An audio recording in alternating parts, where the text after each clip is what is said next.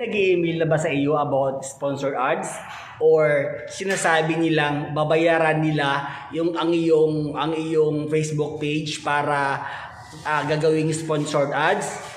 Please, huwag kayong maniwala mga lalabs dahil isa yang scam. Big scam. Okay? So, based on my experience mga lalabs, so yun. So, noong 2021, so ginawa ko yung aking Jason Lee Star TV na page. So yun, so naging naging 35,000 followers na ako. So, actually, marami ng mga nag-PM sa akin, mga nag-email sa akin about na sabi nilang babayaran nila yung aking page. Ang tawag doon is sponsored ads. So yung mga umpisa, talagang hindi ako naniniwala kasi akala ko talagang kumbaga binaliwala ko lang kasi 'di ba sumasahod na kami sa di ba? Sumasahod na ako sa page. So meron na akong star tsaka yung subscription. Plus meron na rin akong ads. So hindi ako naniniwala. So nung nag-50 followers na ako, so one time na may nag-PPM sa kasi actually 'di ba yung mga sponsored ads, 'di ba yung mga lumalabas sa iyong di ba? May mga lumalabas na ads sa iyong di ba, sa iyong video, 'di ba? So sabi ko tingin ko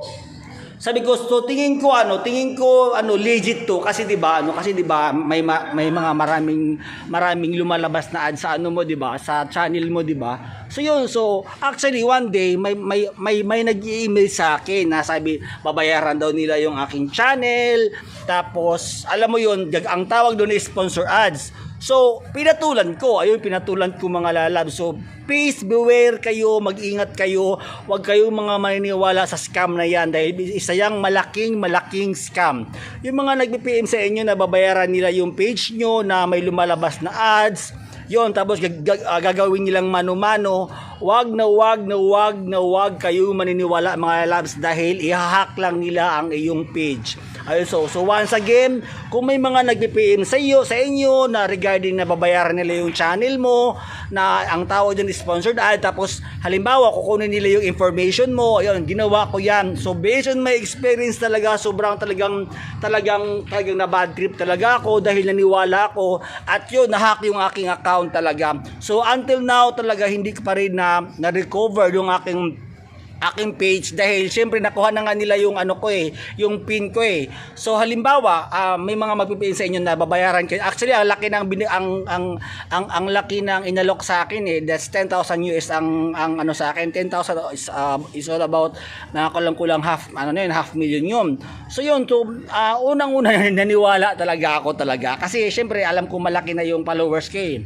So yun na nga, so beware sa mga diyan, sa mga baguhan diyan na mga na mga content creator na may mga nagpi-PM sa inyo about babayaran nila kayo about sa sponsor ads. Please wag kayong maniniwala dahil isa yang malaking scam. So yun, so that's all for today's vlog mga lalabs. So sana nakatulong yung aking step by step tutorial about sa sponsor ads or mga may magpi-PM sa inyo na email na babayaran nila yung page nyo. Ang tawag doon is sponsored ads. So sana nakatulong tong aking tutorial mga lalabs. So that's all for today's vlog mga lalabs. Bye-bye!